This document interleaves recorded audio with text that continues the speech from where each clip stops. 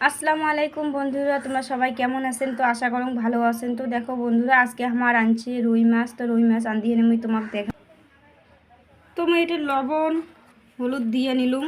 তো বন্ধুরা দেখো, আমি মাছটা ভাজা চড়ে দিচ্ছুম, ভাজা হবা দিচ্ছে। এই দেখো বন্ধুরা, মাছ ভাজা হবা দিচ্ছে, প্রায় মাছ ভাজাটা হয়ে গেছে, এলাম আমি নামিয়ে নিম। তো বন্ধুরা দেখো, মোর মাছ ভাজা হয়ে গেছে, এলাম ওই কচু আনদিম।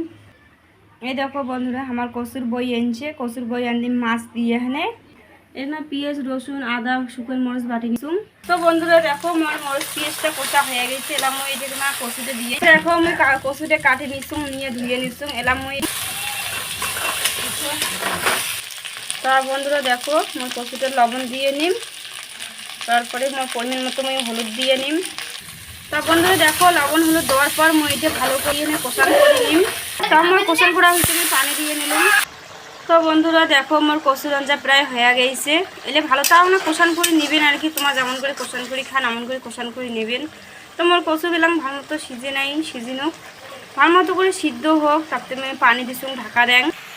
তো বন্ধুরা দেখো, আমি কচুটা ভালো করে কষান করে নিবে ঢুকছুম, আমার কষান করা হয়ে গেছে। তো দেখো বন্ধুরা, আমার মাছ মানে কচুর সবজি হয়ে গেছে, এলাম এখানে জিরা মশলা দিয়ে।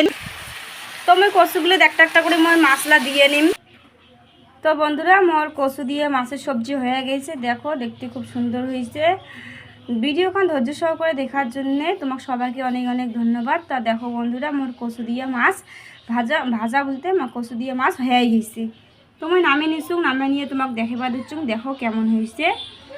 আর যদি মনে করো ভালো না লাগে তাহলে মোক কমেন্টে জানে যাইবে।